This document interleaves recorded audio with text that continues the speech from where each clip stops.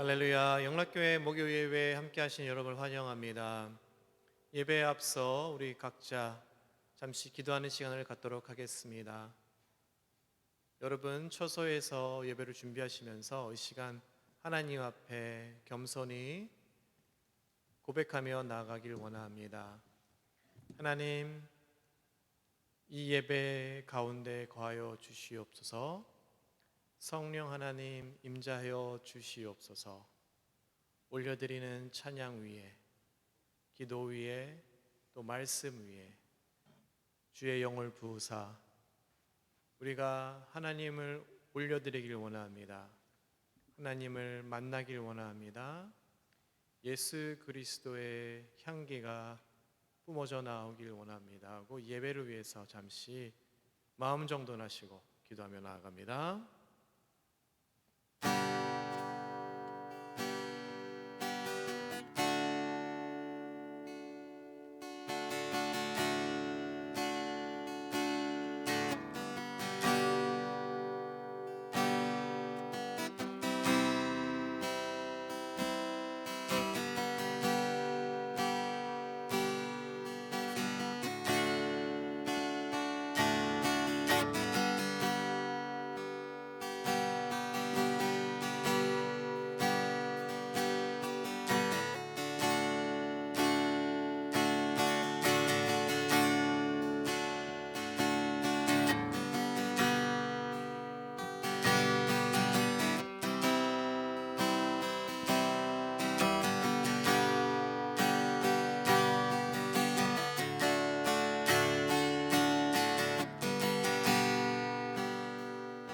이 시간에는 우리가 하나님 앞에 우리 죄를 고백합시다.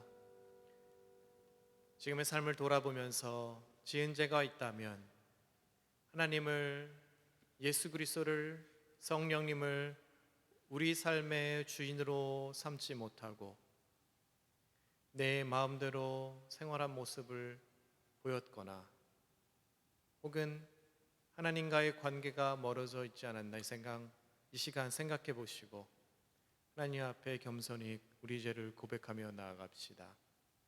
예수 그리스도의 보혈로, 그 보혈의 능력으로 우리의 죄를 희게 하여 주시옵시고 보혈의 능력으로 무너졌던 하나님과의 관계가 다시 살아나길 원합니다 하고 이 시간 우리의 죄를 하나님 앞에 고백합니다.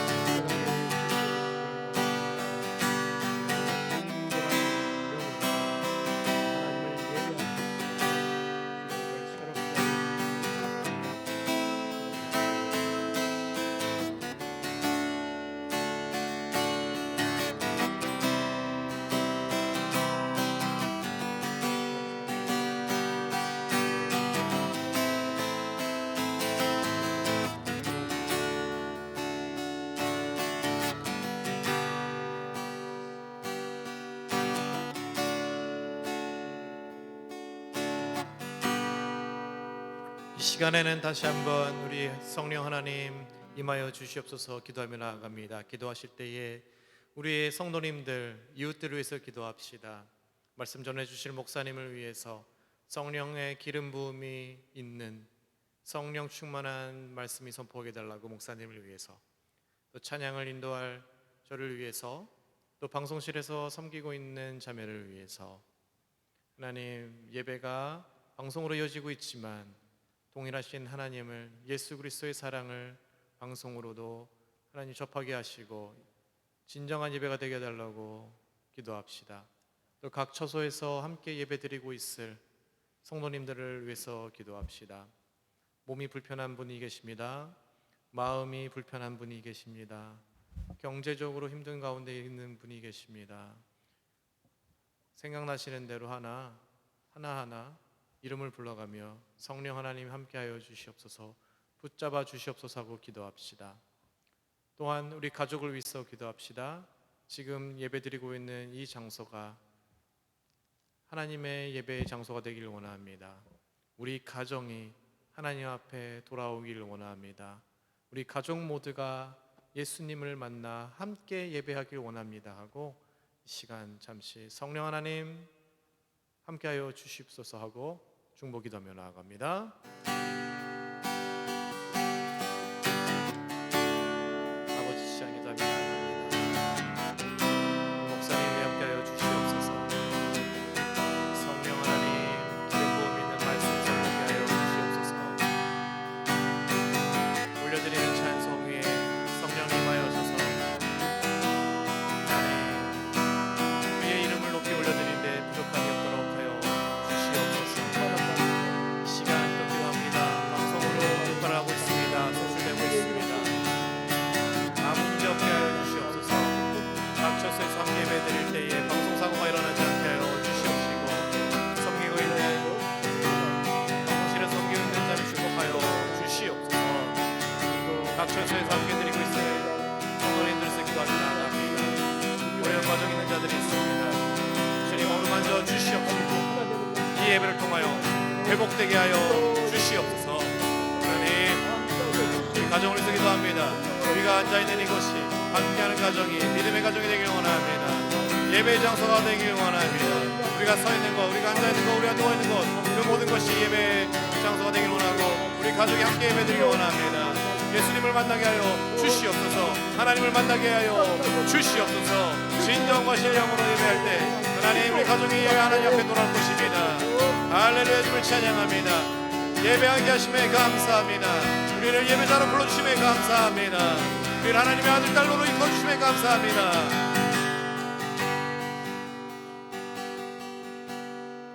예수님의 이름으로 기도합니다. 아멘. 할렐루야. 영락교회 목요 찬양 예배 함께 하신 여러분을 환영합니다. 벌써 어떻게 눈이 내린다는 듯이 다 녹았습니다. 하루 만에 다 녹았습니다. 참 신기하고 놀라울 수가 없지 않은데요. 여러분 안전사고 없으시길 바랍니다. 파워 아우리지가 있어가지고 정전이 돼서 어려운 가정이 있었던 가정들도 있다고 하는데 여러분 그래도 우리가 예배함에 잊지 않고 하나님 앞에 함께 나아가길 원합니다. 할렐루야. 우리가 예배 전에 우리가 잠시 한 5분간이라도 기도를 하고 있습니다. 그 하는 이유는 우리가 예배 장소가 너무 협소하지 않겠습니까? 요즘 시대에 교회에 나오지도 못하고 그래서 생각드는 것이 여러분들이 앉아있는 그곳 지금 이 화면을 통해서 보는 그곳이 예배의 자리이고 무엇보다도 기도의 자리이길 원합니다. 골방에 들어가서 기도해도 모자랄 판인데 여러분 함께 기도하시면서 이 시국을 함께 헤쳐나가길 원합니다. 우리도 함께 기도합니다. 함께 기도할 때에 하나님께서 환한 세상을 다시 한번 비춰주시고 우리가 기쁨으로 나올 것입니다. 아멘. 예수 그리스도의 보혈을 우리가 예배하기를 원합니다. 이 시간 찬양하며 기쁘게 찬양하고 나갈 때 하나님 그 보혈의 능력을 우리에게 부어 주시옵소서. 이 예배 위에 함께하여 주시옵소서. 예수 그리스도의 보혈의 능력을 믿습니다 하고 고백하며 나아갑니다.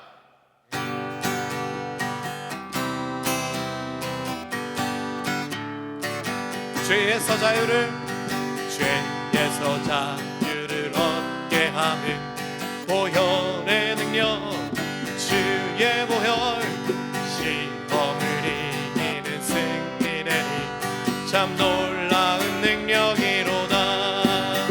주의 보혈 능력이 또다. 주의 피 믿으오.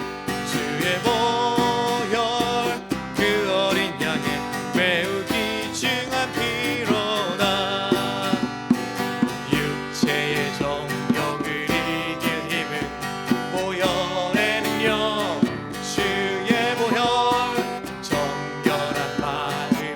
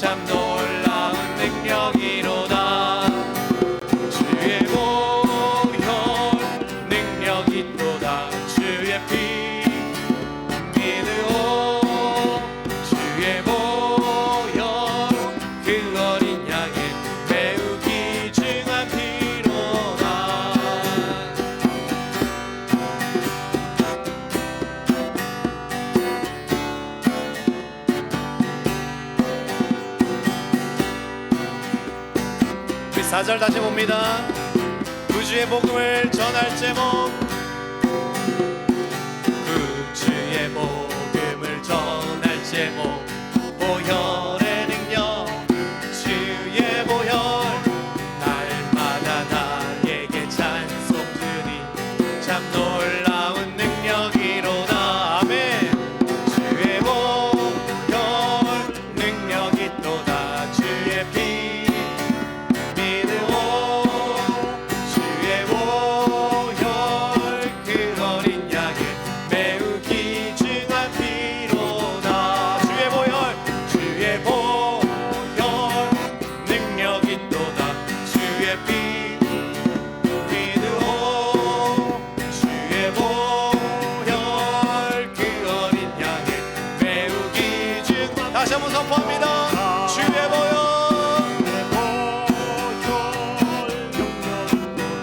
주의 피 아멘 믿으오. 주의 보혈 그 어린 양의 매우 귀중한 피로다. 매우 귀중한 피로다. 매우 귀중한 피로다. 할렐루야. 예수 그리스도의 그 보혈 능력 믿으십니까? 눈보다 이게 정결케 하는 것, 그 능력을 믿으며 나아갑니다. 예수님, 우리를 이 땅에 부르심에 감사합니다. 우리의 죄를 용서하심에 감사합니다. 하나님 앞에 나오게 하심에 감사합니다. 그 예수 그리스도의 보혈을 믿습니다. 아멘. 주의 보혈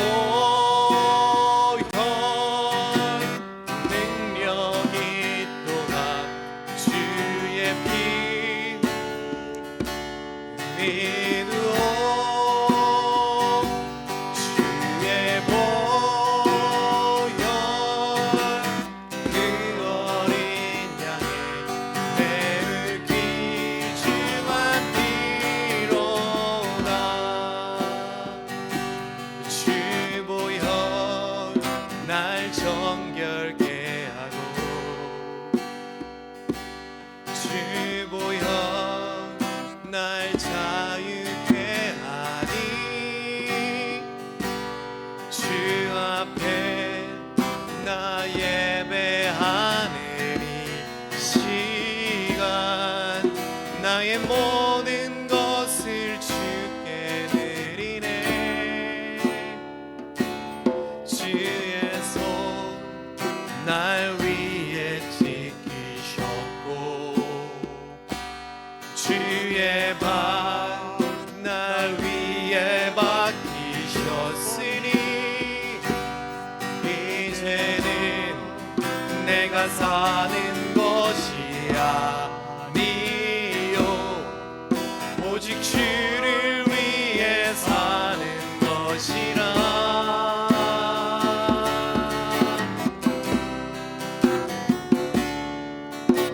주의 손에 나의 손을 포개고, 또 주의 발에 나의 발을 포개어. 나 주와 함께 죽고 또 주와 함께 살리라.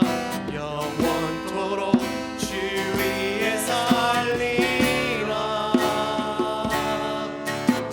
주의 손에 나의 손을 포개고, 또 주의 발에 나의 발을 포개어. 나 주와 함께 죽고 또 주와 함께 살리라. 영원토록 주 위에 살리라. 또 주의 살리라. 다시 봅니다. 주보혈 주보혈 날 정결케 하고, 주보혈 날 자유케 하니, 주 앞에 나 예배하는 이 시간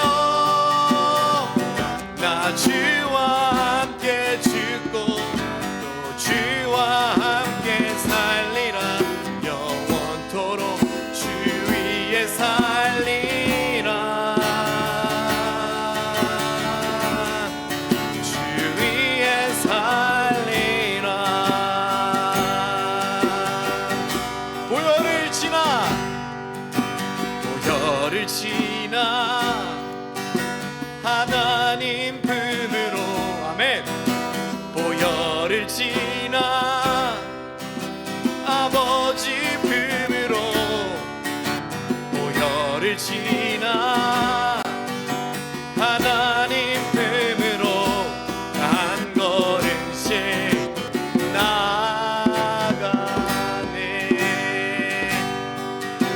보혈을 지나 하나님 품으로 보혈을 지나 아버지 품으로 보혈을 지나 하나님 품으로 한 걸음씩 나아가네. 존귀한 주 보혈이 아멘 내 영을 새롭게 하시네. 존귀한 주 보혈이 내 영을 새롭게 하네. 존귀한 주 보혈이 내 영을 새롭게 하시네.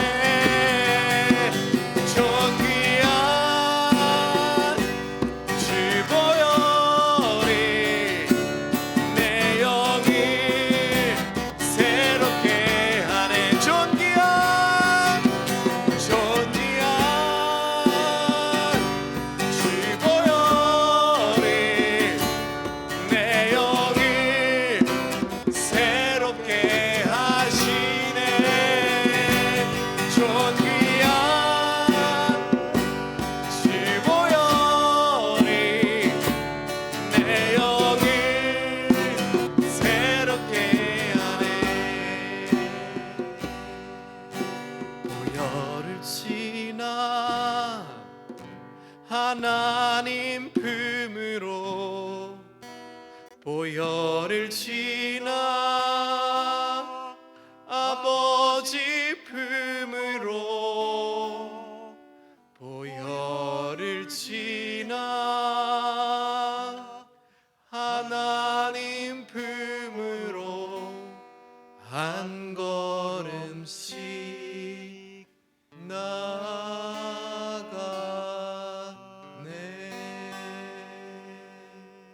시간 우리 목사님 나와서 기도해 주실 때까지 잠시 기도하며 나아갑시다. 우리의 삶에 예수 그리스도의 그 보혈은 어떤 의미인지요?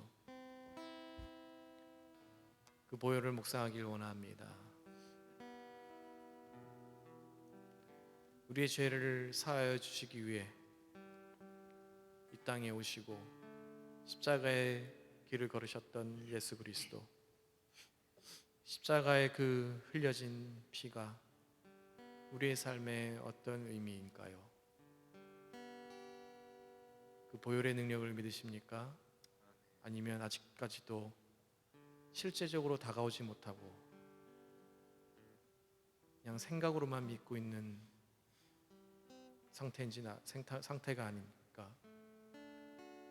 이 시간 하나님 앞에 기도하기를 원합니다. 그 보혈의 능력을 믿습니다. 믿기를 원합니다. 아직은 믿겨지진 않지만 믿기를 원합니다. 그 보혈의 능력만 우리 삶에 있습니다. 우리가 지은 죄, 지었던 죄, 앞으로 지을 죄까지도 용서하실 그 보혈, 묵상하시면서 목사님 나오실 때까지 기도하며 나아갑니다. 보혈의 능력을 찬양하면서 우리의 마음으로, 우리의 영으로 보혈의 능력을 느끼하지 못하고 매 순간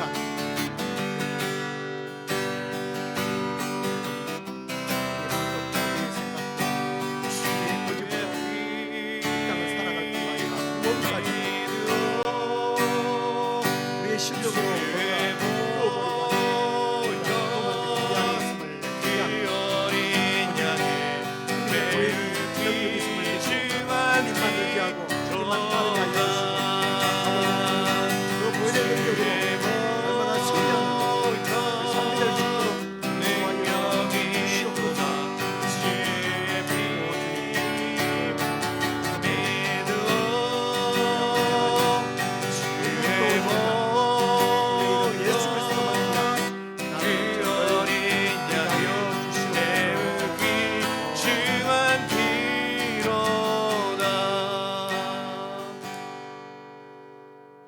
그리스도의 보혈의 공로를 이 시간에도 찬양하며 그 예수 그리스도의 대속의 피를 흘리게 하신 우리 하나님의 그 극진하신 사랑에 이 시간에도 감사와 찬송과 영광을 올려드립니다. 하나님, 우리가 이렇게 찬송하고 입술로는 고백하지만 여전히 우리의 삶에 이 보혈의 능력을 온전히 의지하지 못하고 심지어는 나의 경험과 나의 방법과 나의 실력으로 뭔가 구원을 이루고 내가 하나님 앞에 마땅히 받아야 할 상급이 있다고 혹시 우리가 생각하고 있지는 않는지, 천하인간에게 구원받을 이름은 예수 그리스도 그 십자가의 은혜밖에 없다고 사도들이 고백했던 그 고백이 주님 우리의 고백이 되게 하시고 남은 여생 오직 예수 그리스도의 보혈을 의지하고 예수 그리스도의 능력을 의지함으로 승리하는 그런 생애가 되도록 주께서 인도하여 주옵소서. 오늘도 말씀을 듣습니다. 이 말씀 속에 나오는 이 기적이 우리의 지식을 자라게 하는 사건이 아니라 바로 우리의 삶 속에서 이루어져야 하고 또 이루어지는 그러한 기적들이 될 수 있도록 주께서 말씀 가운데 역사해 주옵소서. 그렇게 하여 주시기를 소원하고 예수 그리스도의 이름으로 기도드리옵나이다. 아멘. 오늘 우리가 함께 은혜 받을 말씀은 사도행전 12장 1절부터 7절까지 말씀입니다. 그때에 헤롯 왕이 손을 들어 교회 중에서 몇 사람을 해하려 하여 요한의 형제 야고보를 칼로 죽이니 유대인들이 이 일을 기뻐하는 것을 보고 베드로도 잡으려 할세. 때는 무교절 기간이라 잡음에 옥에 가두어 군인 내식인 네페에게 맡겨 지키고 6월절 후에 백성 앞에 끌어내고자 하더라. 이에 베드로는 옥에 갇혔고 교회는 그를 위하여 간절히 하나님께 기도하더라. 헤롯이 잡아내려고 하는 그 전날 밤에 베드로가 두 운인 틈에서 두 쇠사슬에 매어 누워 자는데 하숫꾼들이 문 밖에서 옥을 지키더니 홀련히 주의 사자가 나타나며 옥중의 광채가 빛나며 또 베드로의 옆구리를 척 깨워 이르되 급히 일어나라 하니 쇠사슬이 그 손에서 벗어지더라. 아멘. 오늘은 제목이 좀 이상하죠? 감옥에서도 잠자는 기적. 네. 이 말씀으로 우리가 함께 은혜를 받고자 합니다. 오늘 원래 본문이요 19절까지는 읽어야 하는데 본문이 길어서 7절까지만 읽었습니다. 헤롯 왕이 야고보를 칼로 죽이고 나니까 유대인들이 너무 좋아하는 거예요. 그래서 사도들 중에 가장 형님인 이 베드로를 체포하고 6월절이 지나면 바로 백성들 앞에 끌어내어서 죽이기 위해서 감옥에 깊이 가두었습니다. 그런데요, 하나님께서는 천사를 동원해서 베드로를 건져내셨어요. 사건의 개요가 간단히 이렇습니다. 오늘 이 말씀을 통해서 우리 삶에 이 말씀이 어떤 의미가 될지, 그리고 또 우리가 이 말씀을 좀 적용하면서 이 말씀의 능력을 우리의 삶에서도 발견하는 그러한 귀한 시간이 되었으면 좋겠습니다. 먼저 오늘 이 사건은요, 환난 속에서도 평안을 유지하는 믿음의 사람들의 모습을 여기서 보게 됩니다. 6절 말씀을 보면 정말 대단하다는 말밖에 안 나와요. 내일이면 사형을 당할 상황인데요, 베드로가 그 전날 밤에 두 군인들 틈 사이에서 두 쇠사슬에 매였다고 하는 거 보니까 이렇게 손을 움직이지 못하도록 한쪽에 군인들이 이렇게 한 쇠사슬을 이렇게 잡고 있는 그런 상황입니다. 그런데 이런 와중에 어떻게 평안하게 잠을 청할 수가 있겠는가 하는 거예요. 저는 이 사람이 정말 베드로가 맞나라는 생각이 잠깐 들더라고요. 여러분 잘 알지 않습니까? 과거 베드로가 얼마나 성격이 급한 사람이에요. 예수님을 배에 태우고서 건너편으로 그 디베라 호수를 지나가다가요, 풍랑이 일어서 죽게 되니까 예수님을 깨우면서 예수님 왜 우리가 죽게 된 것을 안 돌아보십니까? 하고 호들갑을 떨던 사람이에요. 그리고 그 뒤에는 또 태풍이 부는 바다 위를 나도 걷게 해주십시오. 그래서 예수님 오느라 그랬더니 가다가 금방 또 물을 바라보고 마음이 동요가 돼가지고 물에 빠져 죽어가면서 나 좀 살려주십시오 했던 사람이에요. 그리고 뭐 잘 알다시피 그는 예수님이 죽는다고 얘기하자 아니 무슨 소리 하십니까? 예수님이 왜 죽습니까? 하고 따지는 사람이고요. 그리고 예수님을 잡으러 왔을 때도 칼을 뽑아서 말고의 귀를 베어버린 그 정도의 정말 답답하고 부조리한 상황을 보지 못하는 사람이에요. 그런데요, 지금 감금되어 있습니다. 내일이면 사형을 당할 거예요. 그런데 마치 예수님이 풍랑 위에서 편안하게 주무셨던 것처럼 그렇게 잠을 자고 있었다는 거예요. 저는 그런 상상을 해봤습니다. 아마도 베드로는 예수님께서 요한복음 16장 33절에 세상에서 너희가 환난을 당하나 담대하라 내가 세상을 이겼다라고 하는 이 말씀을 적용하지 않았을까라는 생각을 감히 해봤습니다. 다니엘의 세 친구들처럼요, 하나님께서 이 풀무불에서 나를 건지실 것이고 이 사형당할 이 상황에서도 건지실 것이고 그리 아니하실지라도 감사합니다 라고 하는 그런 마음이 있기에 편안하게 잠을 자지 않겠습니까? 저는 내일 아침에 해야 할 급하게 해결해야 될 일만 있어도요 밤에 잠을 못 자는 사람이에요. 성격이 워낙 예민해서요. 베드로가 저하고 성씨가 비슷해서요 틀림없이 그렇게 과격한 사람이라고 저는 생각하거든요. 예민한 사람이라고 생각하거든요. 근데 잠을 못 잤단 말이에요. 잠을 잤단 말이에요. 저는요 이 상황을 묵상하면서 이런 생각을 해봤습니다. 옥중에서 살려달라고 부르짖는 기도보다 오히려 이렇게 편안하게 잠을 잘 수 있는 이 믿음이 저는 더 높은 믿음의 단계라고 생각해요. 왜냐하면 염려를 다 주께 맡겨버렸기 때문에, 내일의 삶을 다 주께 맡겨버렸기 때문이에요. 그래서 그런가요? 나중에 베드로는 흩어진 교회들에게 편지를 쓰면서 환난 당하는 성도들을 향해서 염려와 걱정하는 성도들을 위해서 이렇게 말하는 것을 봅니다. 베드로전서 5장 7절 너희 염려를 다 주께 맡겨버리라 이는 그가 너희를 돌보심이라. 그의 경험에서 나온 고백이 아닐까요? 그렇습니다. 사람에게는 누구나 각양각색의 환난을 하나님께서 허락하셔요. 분명히 하나님께서는 그 사람에게 있어서 이 환난이 필요하기 때문에, 고난이 필요한 것이기 때문에 허락한 것입니다. 하나님 앞에서 더 성숙하고 완전한 자가 되도록 하나님께서는요 환난이라는 것을 때로는 성도들을 위해서 준비하셨어요.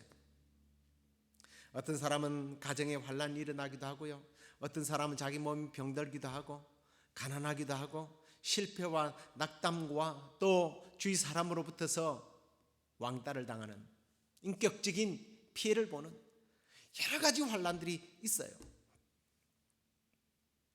근데 이게 하나님께서 준비한 거라는 거죠. 그죠? 여러분 병이 생기면요 약 하나 가지고 다 처방하는 것이 아니에요. 병에 따라서 약이 다릅니다. 하다못해 항생제도요 어떤 부위에 어떤 염증이 생겼느냐에 따라서 항생제도 종류가 달라요.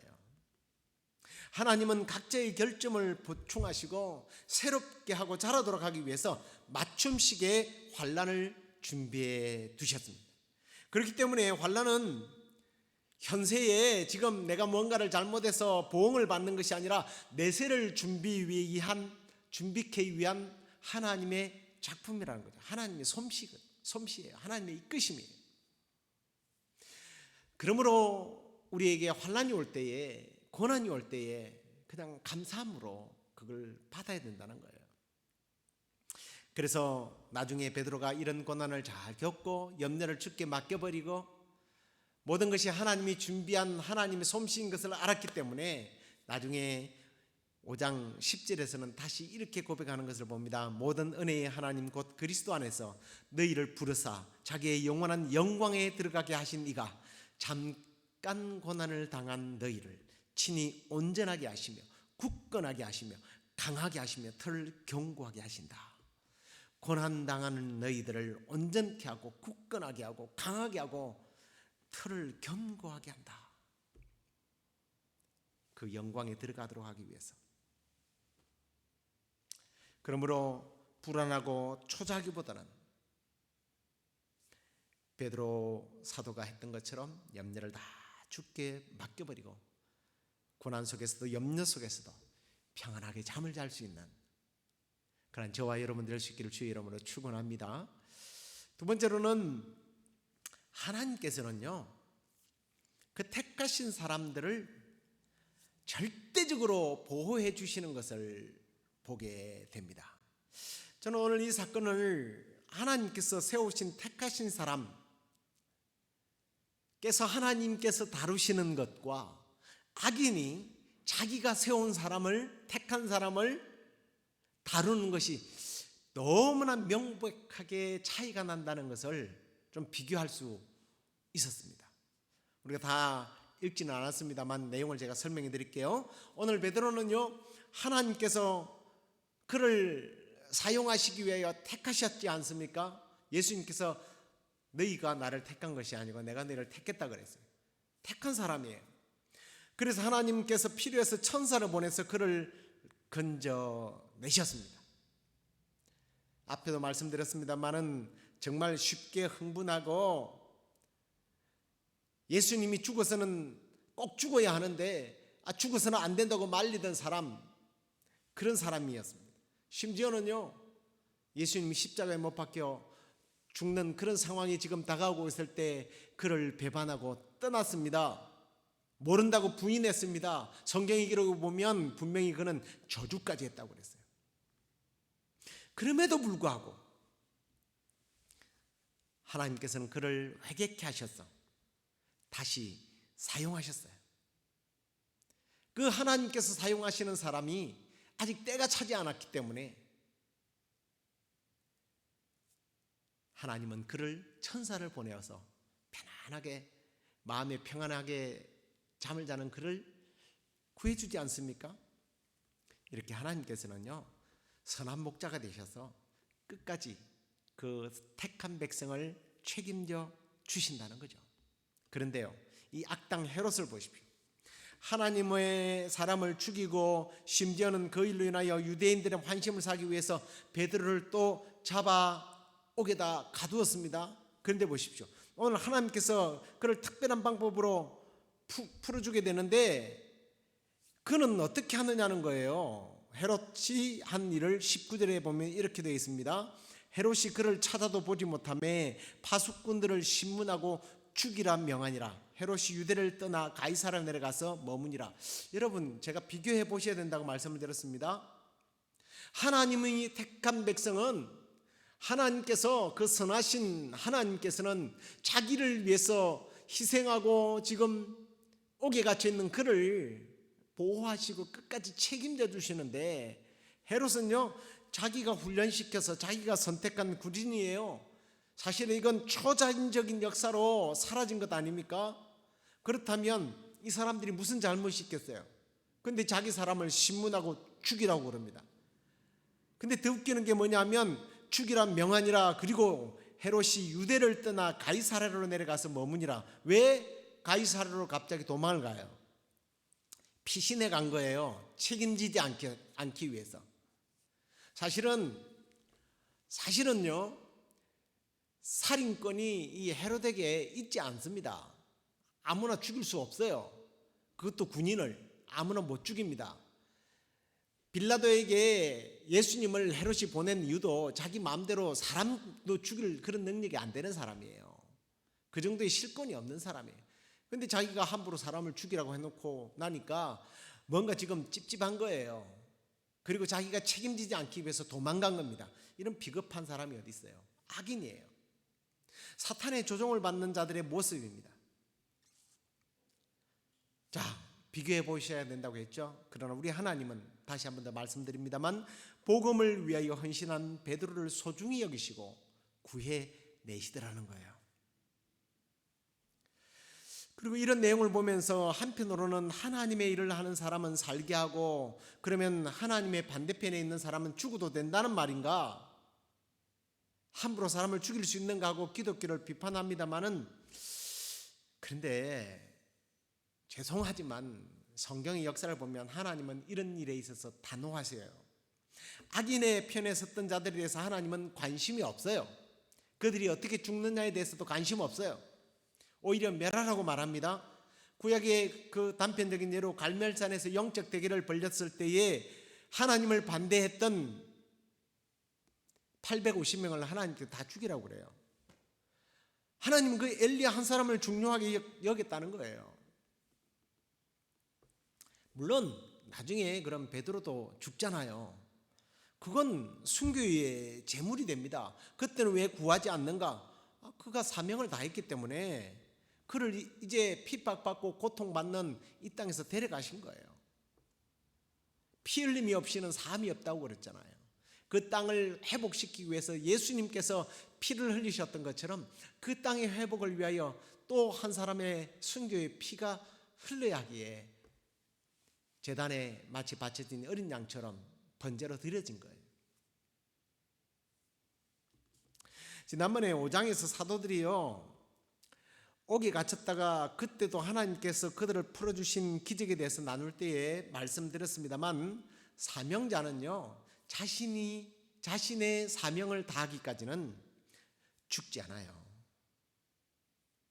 그래서 한편으로 하나님께서는 택한 백성을 끝까지 책임지시지만 우리의 목자가 되셔서 푸른 초장 맑은 시냇물가로 인도도 하시고 의의 길로 인도하시고 심지어 사망의 음침한 골짜기를 다닐지라도 해를 두려워하지 않도록 하십니다. 그런 좋으신 분이에요. 그러나 무엇보다도 그런 놀라운 경험들을 온전히 감당하기 위해서는, 경험하기 위해서는 사명에 올인해 보라는 거죠. 하나님께서는 사명자를 그냥 내버려 두시지 않는다는 거예요.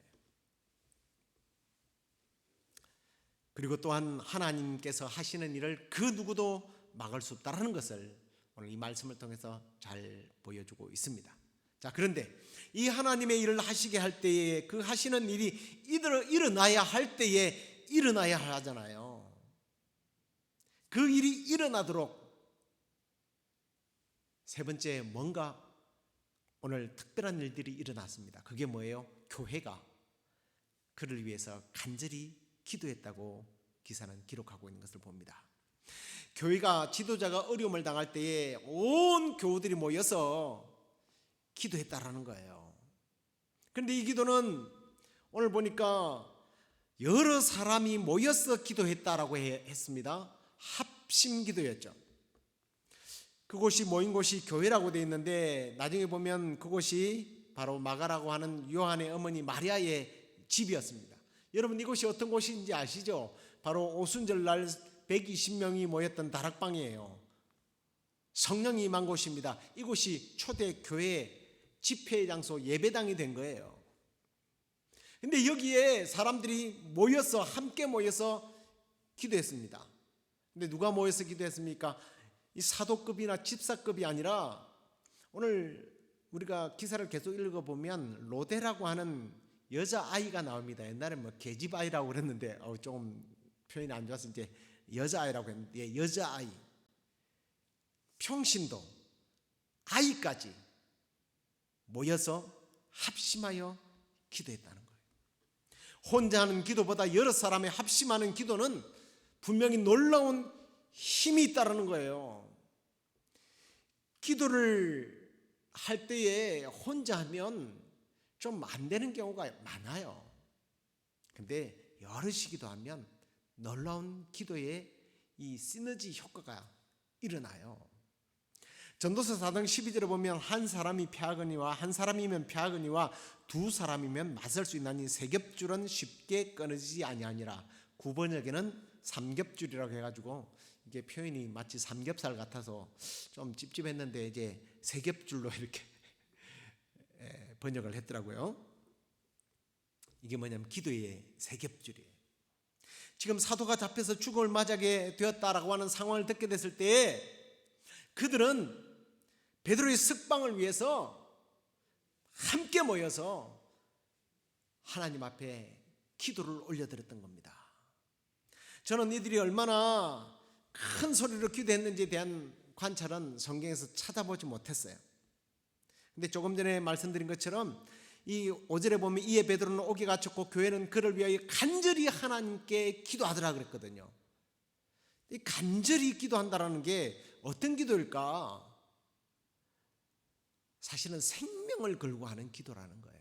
이 간절한 기도가 여러분 소리를 막 부르짖는다고 해서 간절한 기도가 아니에요. 이 기도는요 지금 생명을 내어놓고 하는 기도였어요. 무슨 말인지 아시겠죠?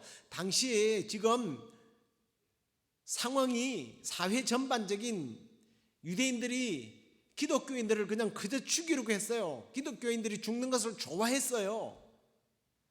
그들이 모이기만 하면 잡혀가서 자기들도 죽을지 모르는 그런 상황이에요.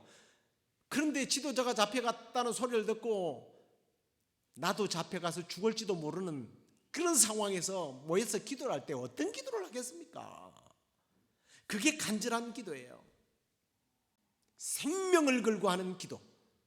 그 간절한 기도가 하나님의 손길을 움직였던 거예요. 야고보서 5장에 보면 기도할 때 어떻게 기도해야 되는지 이렇게 17절 18절에는 말하고 있습니다. 엘리야는 우리와 성정이 같은 사람이로되 저가 비 오지 않기를 간절히 기도한 적 3년 6개월 동안 땅에 비가 아니오고 다시 기도하니 하늘이 비를 주고 땅이 열매를 맺었느니라. 여러분 지금 야고보는 이렇게 표현을 하고 있습니다만 엘리야가요 이게 보통 기도가 아니에요. 목숨 내어놓고 한 기도예요. 왕에게 찾아갔잖아요. 3년 6개월 동안 비가 오지 않을 것입니다. 그 목숨 내놓고 기도하고 나서 선포한 거예요. 그리고 다시 엘리야를 죽이려고 사람들이 찾아다니는데 비 안 온다고 말이죠. 당당하게 찾아가서 다시 한 번 더 비가 오게 해달라고 기도하는 이 기도가 목숨을 걸고 하는 기도예요. 간절한 기도죠. 그럴 때 하나님께서 역사하셔요. 오늘 어떻게 역사하셨는지 성경에 보니까 사도들이 지난번에 제가 이제 5장에서 한번 나누었습니다만 병사들이 지키고 있을 때 유유히 사라졌잖아요. 그 일이 있고 나니까 더 철저하게 오늘 성경에 보면 사교대로 한 조에 3명씩 지키게 했다라는 겁니다. 6시간씩 24시간을 지켰다는 거예요. 그리고 6절에 보면 두 사람은 감옥방 밖에서 지키고 두 사람은 바울 가운데 두고 지키고 있었어요. 쇠고랑을 양쪽에서 잡고 있었습니다. 그런데 하나님이 역사하셔서 그를 유유히 빼내지 않습니까? 사람의 능력보다 크신 하나님의 손길이 여기서 등장하는 거예요. 여러분 우리가 이 땅에 살아가는 동안 크고 작은 어려움과 고난을 수없이 맞게 될 거예요. 그러나 그때마다 하나님은 성도들을 보호하고 인도하셔요. 그 인도를 강력하게 받는 방법은 바로 능력이 하나님께 기도하는 거예요. 기도할 때 하나님이 일하시는 거예요. 베드로를 깨워서 병사들과 그 감옥 문이 그냥 2개나 됐는데 저절로 열려지고요. 또 기록에 보면 이 성에 쇠문이 있었는데 쇠문까지 그냥 활짝 열려버렸어요. 스스로 해결하지 못할 문제가 있을 때 합심해서 정말 간절하게 생명을 걸고 기도할 때 하나님께서 역사하신다는 거예요. 감옥이나 죽음을 개의치 않고 자신의 사명을 감당했던 베드로같이 우리가 나의 남은 여생을 주님의 나라를 위하여 쓰임받기 위해서 헌신하고 봉사하고 섬기고 충성할 때에 베드로를 건지신 하나님께서 삶을 책임져 주실 거예요. 어쩌면 다른 사람들이 겪는 똑같은 어려움과 고통을 당할 수도 있지만 하나님께서는 그런 사람들에게 평안을 주십니다. 뿐만 아니라 어렵고 힘들다고 징징대고 원망할 것이 아니라 우리 하나님 앞에 간절히 기도할 때 하나님께서는 세상을 이기는 평안과 또한 위기로부터 건지시는 놀라운 기적을 경험하게 될 것입니다. 감옥에서 잠을 잘 수 있었던 이 평안이 오늘 우리를 가두고 있는 이 바이러스 때문에 우리를 가두고 있는 이 세상 속에서 우리 주 예수 그리스도의 이름으로 보혈의 능력으로 평안하고 또 모일 때마다 주의 나라를 위해서 기도하는, 그래서 우리의 삶이 늘 기적을 경험하게 되기를 주의 이름으로 축원합니다. 우리 찬송하겠습니다. 기도할 수 있는데 왜 걱정하십니까? 라고 하는 좀 오래된 찬양입니다만 정말 가사 한 절 한 절이 우리에게 도전을 주는 그런 기도 찬양이에요. 우리 함께 부르도록 하겠습니다.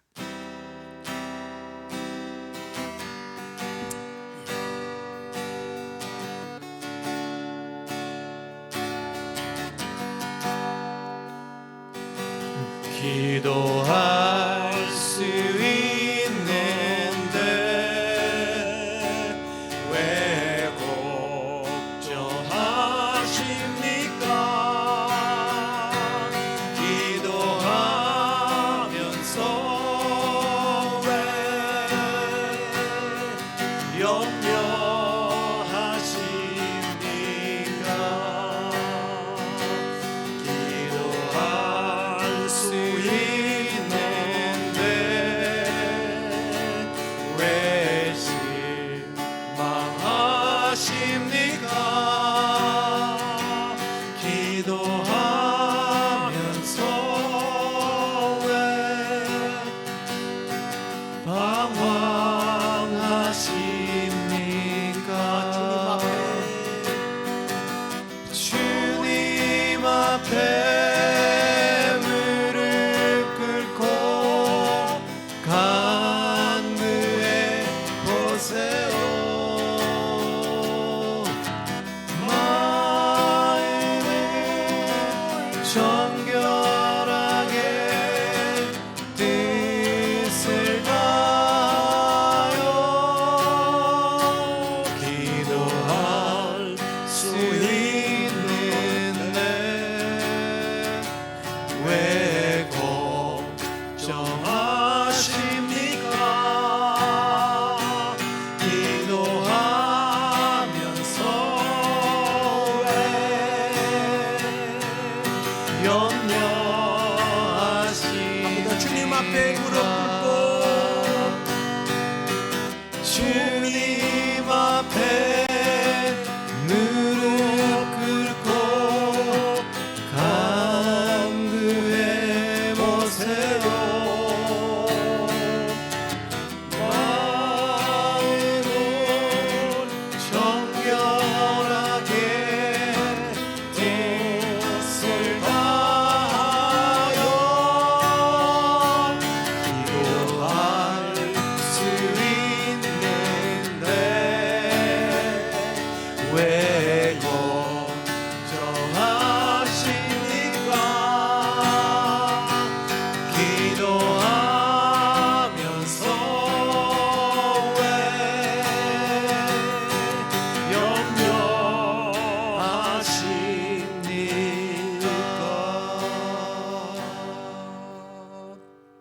기도하겠습니다. 하나님, 오늘 베드로는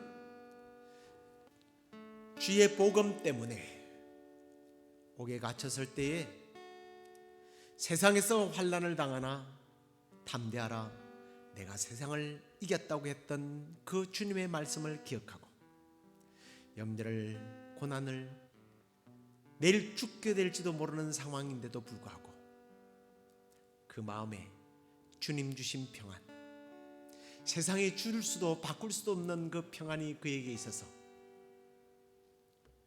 오히려 잠을 청하는 놀라운 이런 기적 같은 일들과, 그리고 하나님께서 자기 택한 백성을 끝까지 책임지시고 그가 사명을 감당할 수 있도록 하나님께서는 천사를 보내어 그를 다시 옥으로부터서 구출해냈던 이 놀라운 사건들이 결국에는 주님의 말씀을 붙들고 자신이 평안을 잃지 않는 것뿐만 아니라 교회가 전심으로 기도할 때에 이런 놀라운 역사들이 일어났던 것들을 우리 삶에 적용하고, 주님, 지금 온 세상이 바이러스로 인하여 창살 없는 감옥처럼 모두가 갇혀 있습니다.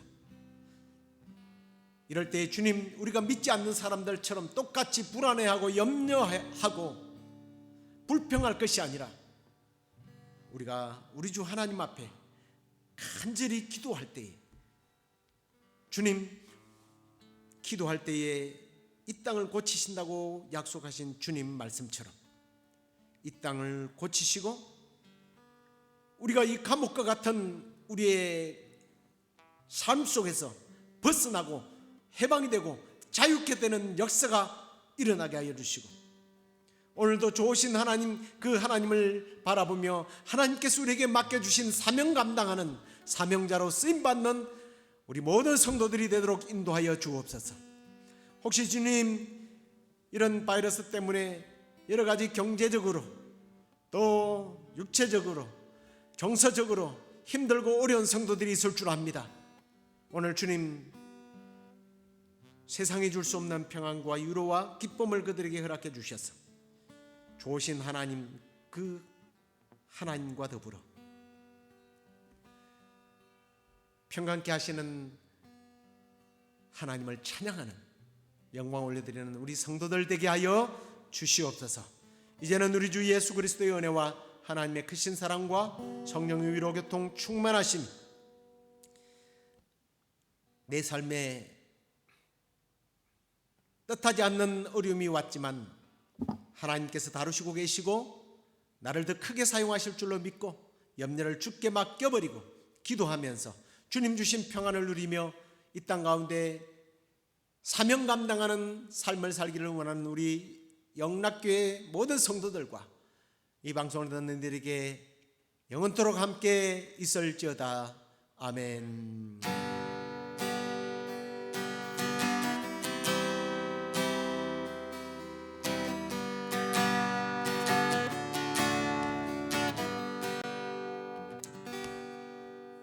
할렐루야.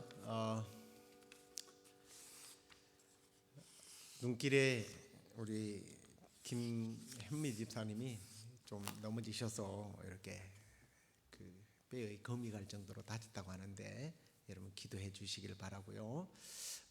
이제 날씨가 좋아졌으니까 주일날 또 대면 예배로 함께 모이도록 하겠습니다. 또 며칠 동안도 우리 주님 주시는 힘으로 승리하시기를 간절히 축복합니다. 네, 평안하십시오.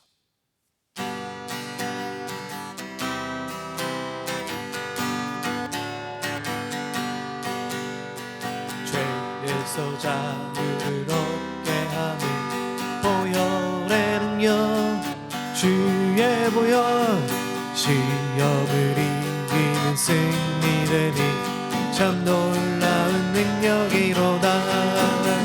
주의 보혈 능력이 있도다. 주의 피 믿으오. 주의 보혈